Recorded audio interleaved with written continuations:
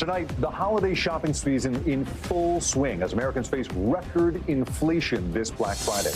A record 166 million people expected to shop this weekend, but consumers are desperate for a bargain, with prices up on nearly everything from gifts to decorations. The shopping season already off to a rocky start. Will a global Amazon strike delay those deliveries? Plus, why violent clashes at a factory in China could mean bad news for those looking to gift new iPhones. Also tonight, the looming travel threat. A storm system bringing snow and heavy rain to the southern plains, marching east just in time for the post-Thanksgiving travel rush.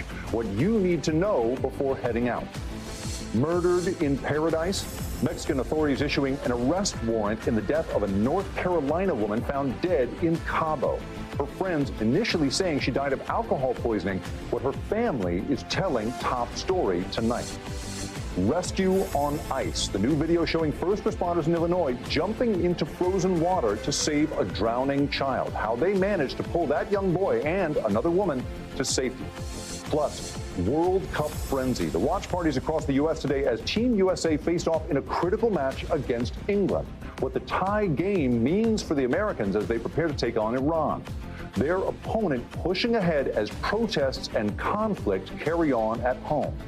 And special delivery. A woman going into labor inside a McDonald's bathroom. How the restaurant's employees sprang into action to help deliver that baby, who now has a supersized nickname. Top Story starts right now.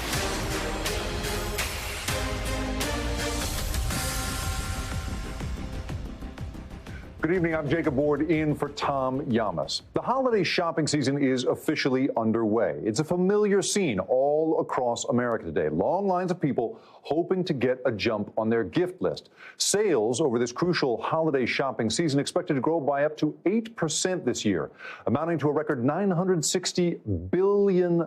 That's billion with a B. But prices for many household goods also up nearly 8% since last year due to inflation. Many shoppers say they are more cost-conscious this year, with a new survey from Lending Club finding 60% of American consumers live paycheck to paycheck. 48% of shoppers also saying they plan to use credit cards to cover their purchases.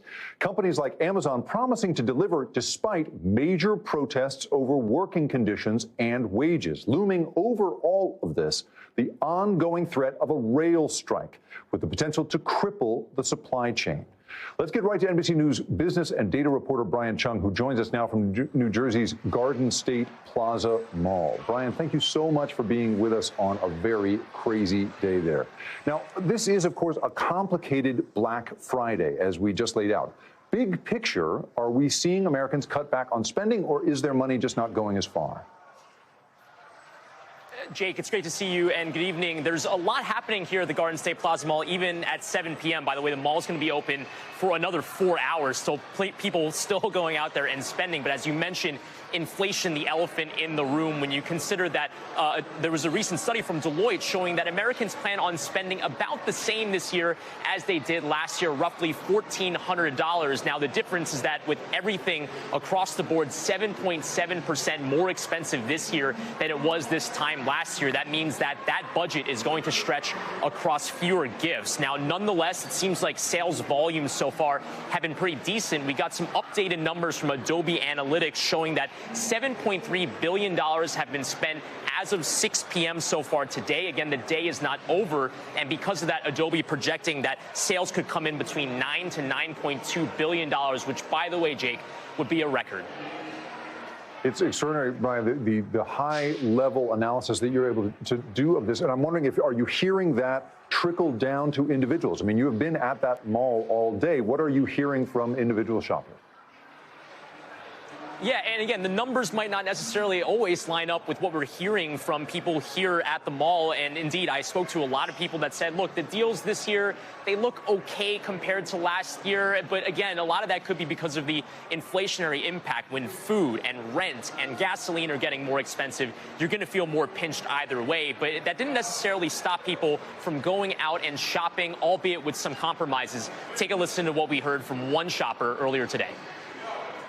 Are you buying more than you were last year, this year? Are you seeing good deals this Friday? I think I'm buying about the same, just less people. We're just sticking to our immediate families and not extended families. Everyone is just, you know, I guess we're just sticking to our own families just to save a little bit more this year.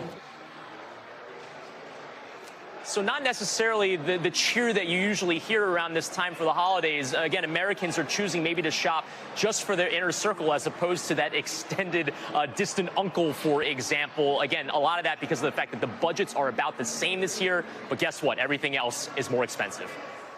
And as Americans, of course, watch their budgets so closely, many of them are opting to shop online. But worldwide protests at Amazon could, I understand, have an impact on those deliveries. What changes are demonstrators calling for from the mega retailer this holiday season?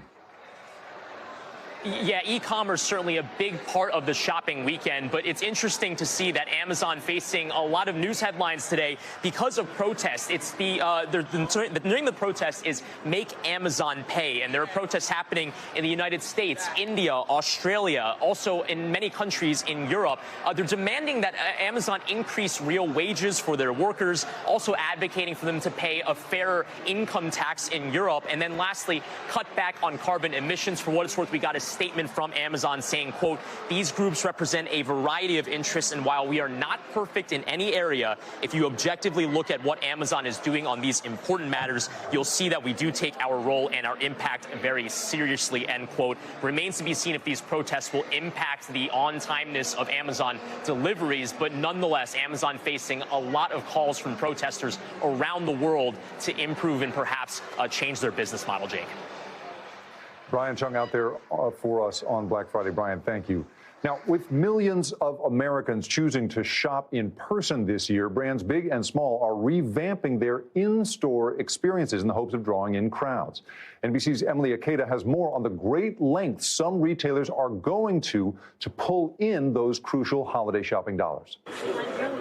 With COVID restrictions now a ghost of Christmas past, tens of millions of shoppers are rolling back into stores for the biggest shopping event of the year. You're prepared to get a lot of things. A lot of things. And if you're among the holiday rush, pack your patience. Shoppers here in New Jersey are greeted by lines as soon as they enter the doors. That's because nearly a third of shoppers plan checking off their lists, mostly in person. Retailers trying to capitalize on that foot traffic with enhanced in-store experiences, vying for cautious consumers' dollars. But you get this really immersive feeling for in my house, this is how my kitchen could look. Best Buy recently remodeled 40 stores, building out new displays that allow customers to try before you buy. Do you think the in-store experience will help decrease the rate of returns? Yeah, the goal is anyone wants to go home with the right thing the first time. And when you get a chance to actually touch, feel, try the merchandise, it's a much better shot that you're going to bring home the right thing the first time. A tangible experience is what brought Crystal Carter to the mall before the doors even opened. I gotta touch the clothes, I gotta see what I'm buying. And as deep discounts top shoppers' wish list this year, experts say malls with stores conveniently under one roof stand to benefit. Our foot traffic this year as a whole year to date is better than last year, but it's really about sales. Our sales are well above last year, but more importantly that, well above pre-pandemic. The season of savings shifting into high gear. Emily Akeda joins us now from a mall in New Jersey as well. Emily, you know, we were just talking about this, how much is riding on this Black Friday for companies. So just how good are the discounts you're seeing this holiday weekend? Well, Jake, with pressure to compete for customers and excess inventory from supply chain slowdowns, experts say retailers are slashing prices even more than last year. And don't forget, Cyber Monday is right around the corner, expected to bring in a whopping $11 billion. Jake? Emily Akeda for us in New Jersey. Thank you, Emily. And if you are thinking of buying that new iPhone this holiday season, well, you may want a backup plan. In China, the world's largest iPhone factory is now rocked by violent clashes as workers there protest pay and conditions following a new COVID lockdown. NBC's Janice Mackey-Frayer has the latest from China.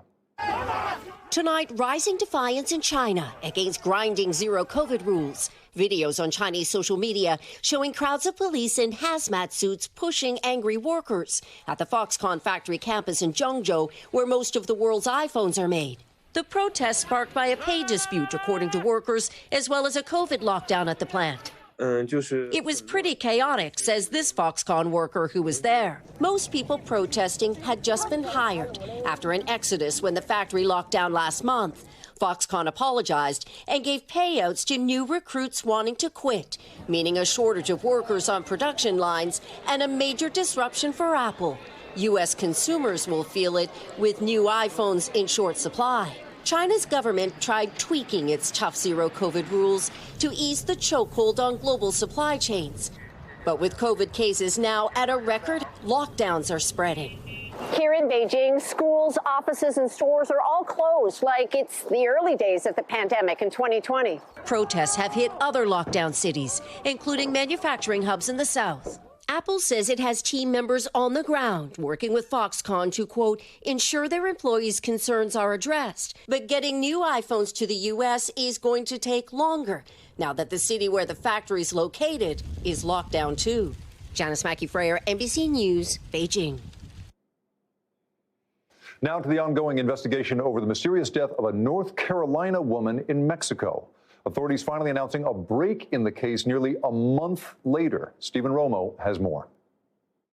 Tonight, officials in Mexico issuing an arrest warrant related to the investigation into the mysterious death of a 25-year-old American tourist last month. Justice will be served. The news comes days after Shanquella Robinson's family and friends celebrated her life in North Carolina, where she's from. She was just excited about going on her trip. And she sat in my chair. We just talked about a lot of personal stuff. Like, we just clicked like she was like my little sister. For weeks, her family and friends demanding answers. The FBI and Attorney General's office in Mexico even opening separate investigations. There cannot just be an unopened situation. It has to be closed with truth, and it has to be that there is accountability for those who are responsible for her death. At first, her family was told she had died of alcohol poisoning. But days later, an autopsy report painting a very different and brutal picture. Her family says Robinson and 6 others arrived in the popular Mexican city on October 28th for a vacation. Less than 24 hours later, she was dead. A video circulating on social media appears to show her being beaten in a hotel room. NBC News is not showing it because we cannot independently confirm its authenticity. Everybody that have children, either it's a son or a father or a daughter or anything, it make you want to just get down on your knees and pray for this family and then pray for the protection over your own children. FBI Charlotte told NBC the video was referred to its office, but declined to answer further questions about it. And now her death certificate highlighting that discrepancy. Her cause of death listed as severe spinal cord injury and atlas luxation, which is instability in the uppermost vertebrae. The document also says Robinson was found unconscious in her living room. Her death sparking outrage on social media after the video, which we have yet to verify, and the report became public, using the hashtag Justice for Shanquella. We have got to talk about the Shanquella Robinson case. The Shanquella Robinson story is disgusting. Justice for Shanquella Robinson. And Kyrie Irving even donating $65,000 to her family's GoFundMe page to help pay for her funeral costs. Now, the Baja California Sur Attorney General's office says it obtained an arrest warrant against, quote, the likely person responsible for the events that caused Robinson's death, citing that it was, quote, a direct attack, not an accident. But for her community, she'll be remembered beyond her tragic death. She was a very humble spirit, very sweet girl. Stephen Romo joins us now. Stephen, only one arrest warrant has been issued in the death of Miss Robinson. What more do we know? Yeah, and that leaves a lot of questions in this case. Of course, Shanquella was on this vacation with 6 other people. Mexican authorities are saying that one of her friends seems to be responsible, but they're not naming that person who's listed on this warrant. We know the FBI is looking into this as well. They have not commented on that Mexican warrant, also not yet saying if there could be other charges coming in this case. Jake? Stephen Romo following this case for us. Thank you, Stephen. Next, to the severe weather threatening one of the busiest travel weekends of the year. About 40,000 Americans expected to fly tomorrow, and that number increases to nearly 47,000 on Sunday. And millions of people will also, of course, hit the roads. But whether it's flying or driving, travelers are looking at serious delays as a storm system packing heavy rain, winds, and even snow sweeps east. So let's get right to meteorologist Michelle Grossman. Michelle, walk us through the next few days. Hi there, Jake. Well, yeah, we had a great start to the holiday week, but things are changing, especially on Sunday, a really busy travel day. So let's start with tonight, because we're watching a system in the southern plains that's bringing heavy rain, some flooding rains, because we've seen rain there for the past couple of days. On the cold side of this system, we're seeing some snow. That's in New Mexico and portions of western Texas. Could see up to a foot of snow in those spots. Otherwise, we're looking at the potential for some flooding rains. Another storm system is entering the Pacific Northwest. That's going to cause some issues later on in the week. But as far as the weekend goes, we look towards tomorrow, the mountain snow in portions of the Intermountain West. So Salt Lake City, you could see some slowdowns. It's that heavy rains throughout the southern plains into the lower Mississippi Valley, the Tennessee Valley, that's going to cause some slowdowns. Looking really good tomorrow in the east, from New England to the northeast, the mid-Atlantic down to the southeast. Great Lakes and the Ohio Valley looking really good. So if you have travel plans tomorrow, no problems there on the roadways or in the air. It is on Sunday, though, that we're watching some travel impacts. It's the system that's in the southern plains right now that's going to be moving off to the north and east. So you see those darker colors, the brighter colors, reds, oranges, yellows in the northeast and mid-Atlantic. That's where we're going to see those slowdowns. And we're talking about major hubs. So again, tomorrow from New York to D.C. down to Orlando and Miami, looking really good. It is Sunday where we are likely going to see some impacts from Boston to New York City, Philadelphia, D.C. Also possible slowdowns in Detroit, Chicago, Seattle, and also down to Orlando. Jake? Michelle Grossman with bad luck for these travelers on Sunday. Yeah. Thank you so much, Michelle. We turn now to the World Cup. Fans of Team USA, after all that turkey and football, are embracing the other kind of football on this Thanksgiving weekend, flocking to watch parties from coast to coast as the U.S. men take on England. But controversy continues to swirl around the most popular sporting event in the world. Our Megan Fitzgerald reports tonight from Qatar.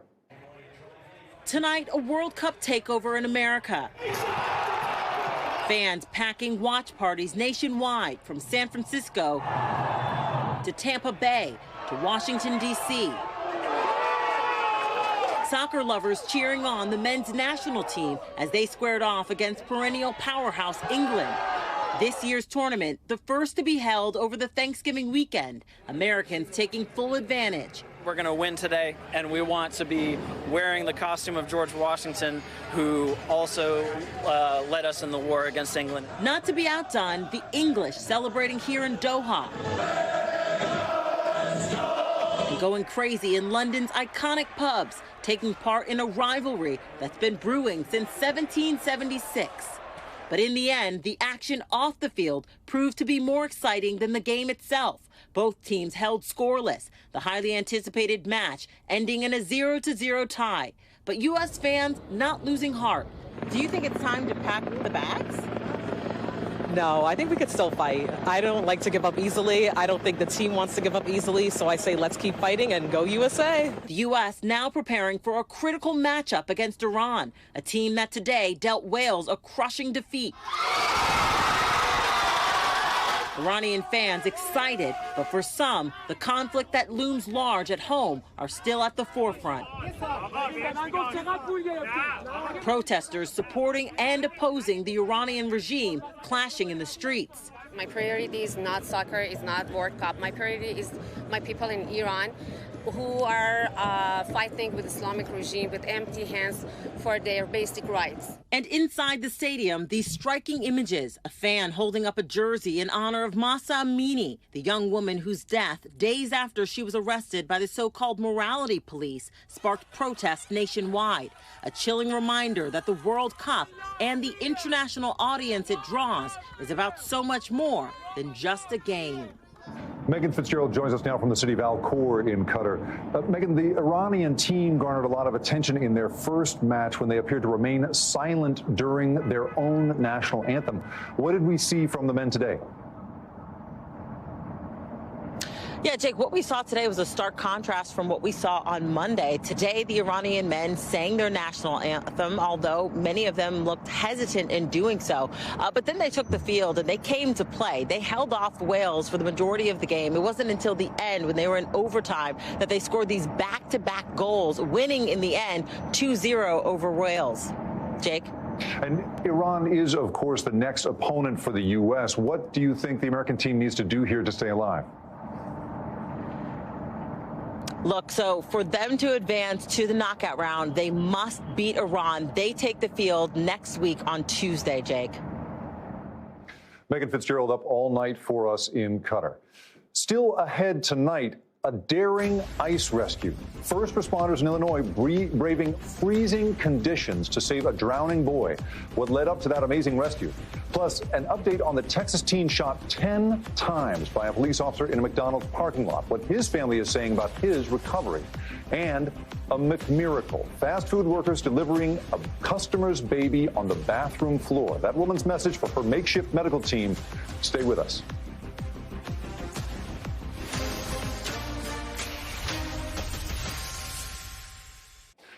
Back now with, and there's no other way to say this, a special delivery. A woman went into labor inside a Georgia McDonald's. The employees at the restaurant stepped in to help deliver the child. Paola Suro from our Atlanta affiliate WXIA has this incredible story. I went into the bathroom, I used it, my water broke immediately. It was just before 10 Wednesday morning. The lady came in, she was like, "Are you okay?" I said, "No, I'm in labor." That this McDonald's restroom quickly turned into Alondria Worthy's delivery room. I don't know if they thought that it was like a joke. I thought they was joking. I opened and she was on this toilet laid back, screaming. Then I knew to tell my crew, we're having a baby today. And McDonald's acting general manager Tanisha Woodward, along with 2 other employees and Worthy's fiance DeAndre Phillips, turned into delivery room doctors. I had her legs, both of her feet propped up on my knees. We all are mothers, and so we put our heads together, and all we needed Daddy was to do was catch the baby, and he did. Just 15 minutes and 3 pushes later. She came out head first. It was crazy. I had one worker on this hand, one worker on this hand. I think I bit her. I didn't mean to. It was me. But I'm okay. She didn't break my skin. It was all worth it. It was worth it. Nandi Araya Moremi Phillips was born. My baby girl. And while that may be her name on her birth certificate, she had a nickname before she even left McDonald's. That's her nickname, McDonald Little Nugget. A 7-pound, 9-ounce nugget. Woodward says it's the best Happy Meal she's yet to deliver. It gave me a new like it woke me up, helping bringing a life in. It was just amazing. It's a day I'll never forget. I'm going to tell this story from here on out. Paola Suro, 11 Alive News. Mothers, everybody, that is amazing. When we come back, the major change coming to Twitter next week. New owner Elon Musk says Twitter Verified is launching in just a few days. What the changes could mean for your account, that is next.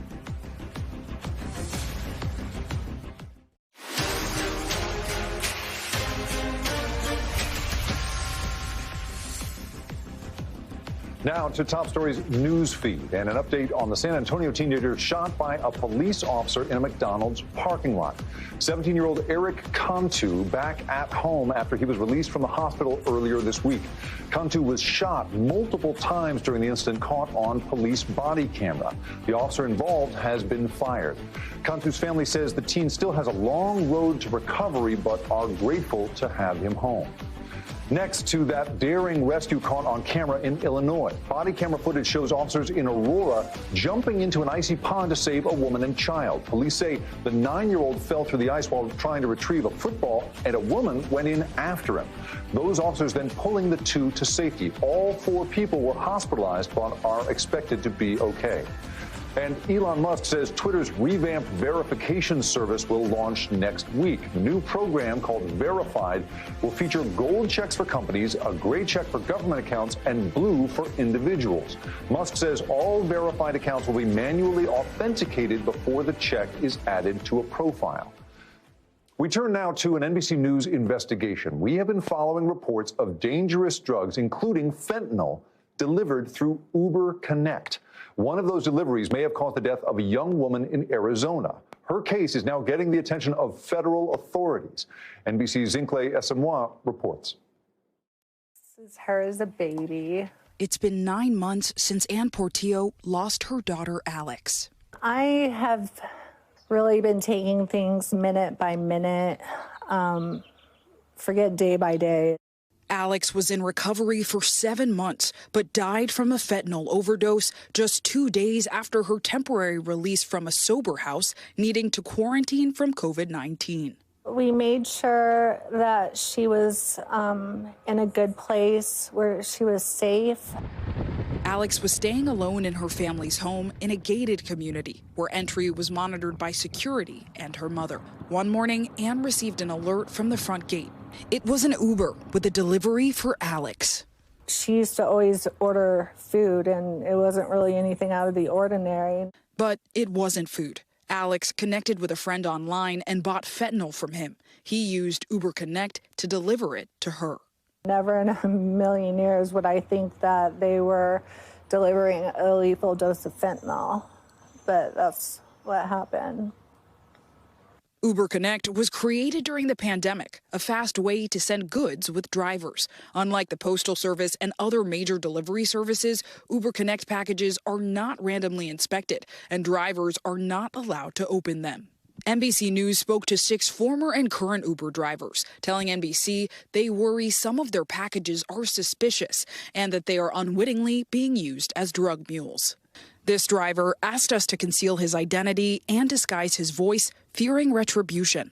When I picked the package up, the person who was giving it to me had track marks in their arms, and it went to the person who also had track marks in their arms. Uber says using its services for illegal activity is expressly prohibited, and if a package looks suspicious, drivers are advised to take it to law enforcement. In the case of Alex Portillo, an Uber spokesperson confirmed they provided information to law enforcement in this investigation. The man who allegedly sold and sent Alex drugs through Uber Connect now faces charges in connection to her death. What do you hope other families can learn or take away from what's happened to you and your family? Watch their kids closely, their loved ones. Our country has a serious fentanyl crisis. I would say just pay attention. Zincle Esamoah, NBC News, Phoenix, Arizona. And tonight, as we celebrate Native American Heritage Day, we bring you a special story about a school that teaches the traditions of Native cultures inside the same walls that once tried to extinguish them. Antonia Hilton has this report from New Mexico. Don't be late, guys. Hi, sweetheart. For Christia Beta, becoming superintendent of the Santa Fe Indian Boarding School was a dream job. She's not just an administrator, but a steward of history, overseeing a school that has overcome. So for some people, it's too painful to come back here. Mm-hmm. Founded in 1890 by the U.S. government, it was one of more than 400 boarding schools in the 19th and 20th centuries that used separation and violence to stamp out the traditions and spirit of indigenous children and took hundreds of lives, all in the name of assimilation. You still hear stories from families who say, you know, we'll never ever send our students to an Indian school because of the experiences of my grandfather and what they lived through. This is all that remains of the original school building from 1890, a site where children were separated from families, beaten if they spoke their native languages, chained if they broke the rules. It was once a site of incredible pain, but now it's a reminder of how far this place has come. In 1976, the tribal governors of the 19 local Pueblo communities took control and indigenized the curriculum, and now Native language and culture are celebrated here. Tribal elders teach history. They have one of the highest graduation rates in New Mexico. On Indigenous Peoples Day, the campus was transformed. Students and families ate, prayed, and danced together. Back in the day, we were not allowed to speak our languages. We were punished if we did, punished for just dressing up in our regalia. And so being able to dance freely shows our resilience as Native people. For senior Alexis Vigil, who had a tough childhood and was separated from her pueblo at age 5, being part of this is healing. I feel like that kind of sparked more of an interest for me to want to go back home and relearn and regain everything that was lost. Now the school teaches 6 different native languages. Alvino Sandoval teaches the Dene language, also known as Navajo. These are the change agents, and they're the ones that will make the difference. And we'll continue to hear the language, the prayers, the songs. Christia Beta hopes this school becomes a model as Indigenous Americans push lawmakers to act on 2 bills that would create a congressional commission to study records from the Indian boarding schools. There has been a movement to talk less about race in school. So are you finding that you're doing this at a time when there's less and less support for it? There's always been this resistance to accepting that people aren't all the same. But if you really want to reach your kids, you have to acknowledge who they are, where they come from, and what's important to them. Many of the students that we spoke to at Santa Fe Indian Boarding School say that their grades and their self-confidence soared once they switched from traditional schools to this one. And now they hope that this school inspires new curriculum and approaches not just in Indigenous communities, but in school systems across the board. Jake. Antonia Hilton with an incredible look at an overlooked part of American history. Coming up, Chile's president issuing a warning for the nation's truckers. The drivers demanding help over fuel price increases and safety concerns. Why they say they will keep fighting.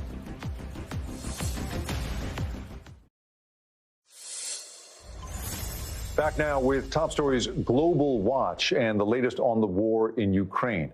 New video shows extensive damage in Kherson after relentless Russian shelling over the last 24 hours. So far, at least 10 civilians killed and dozens more injured.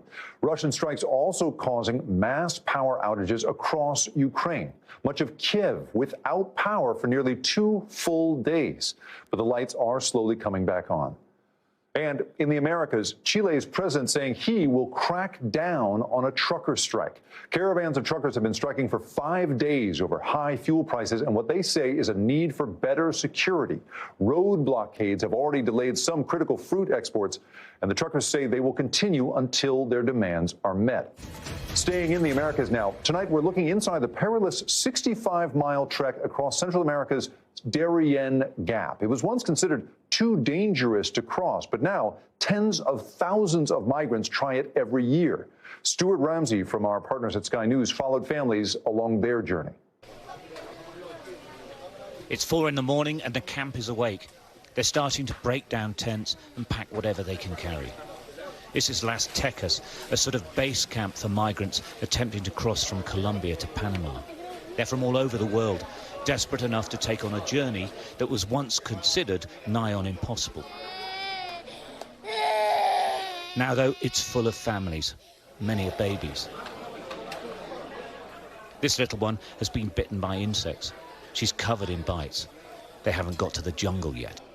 Well, it's absolutely pitch black still, and the camp has been up for absolutely hours. I don't think there's any chance of daylight for at least another hour. All the tents are being packed up. People are looking for food. They're getting their supplies and provisions ready. I think there's a sort of air of trepidation, but also sort of excitement that they're getting underway on what can be an incredibly arduous trip. But they all seem to be, you know, this is the day they've been waiting for, the start of their journey through the Darien Gap. At first light, they gather to take instructions. This is a massive, organised smuggling operation. Smugglers travel with the group to show them the way. The gate opens and they flood through. Ahead of them is a 65-mile journey through rivers, jungle and over mountains. It'll take 5 days at best. They crisscrossed the river on the valley floor, heading for the higher ground dozens of times. The sheer numbers of families and the numbers of tiny children attempting this is astonishing. Everyone helps. Slipping on rocks beneath the water, little ones grab their parents. Parents grab their children, hoisting them onto their backs. But everyone keeps moving. Michael is from Venezuela. His wife, Mariangela, is 7 months pregnant. Their 2 boys are 4 and 2. They've actually come from Chile, and they've been walking for months already. Like everyone, America is their goal. Hay que guardar energía y vamos poco a poco, porque falta mucho camino. Yo claro, yo porque llevo exceso, más el bebito y aquí es más fuerte. 150,000 people attempted this trek in the first 9 months of this year. A decade ago, barely 200 attempted it. Don't be afraid, a sign reads. They're all along the route, urging the migrants on. The jungle is full of deadly snakes, spiders and insects. It's scorching hot and humid.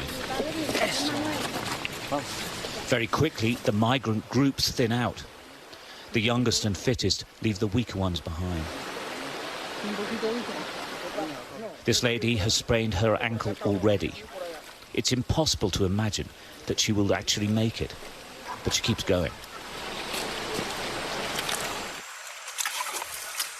Simple stairs have been cut into muddy hills. Without them, it would take hours to cross. They trudge through feet-deep mud. This is just the first of many obstacles they'll face in the coming days, and it will only get harder.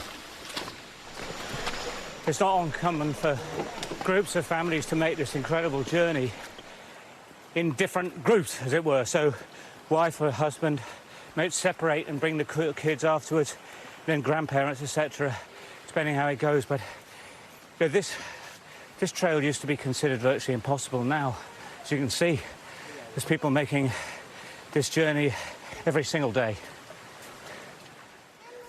Carlos Chinchin comforts his little boy Carlito by singing.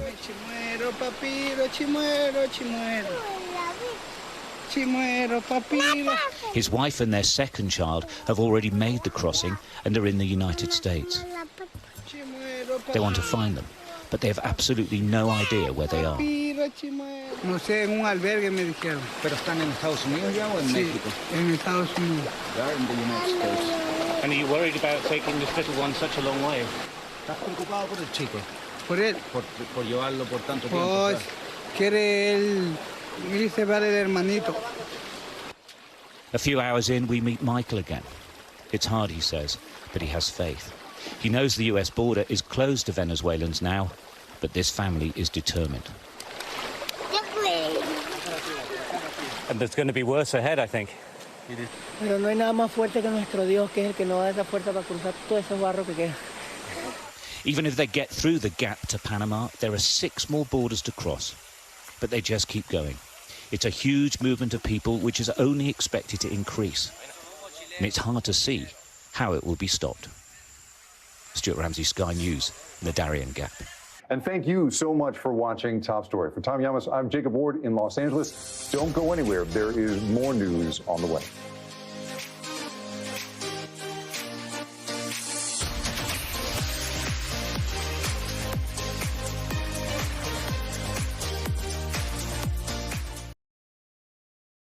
Thanks for watching our YouTube channel. Follow today's top stories and breaking news by downloading the NBC News app.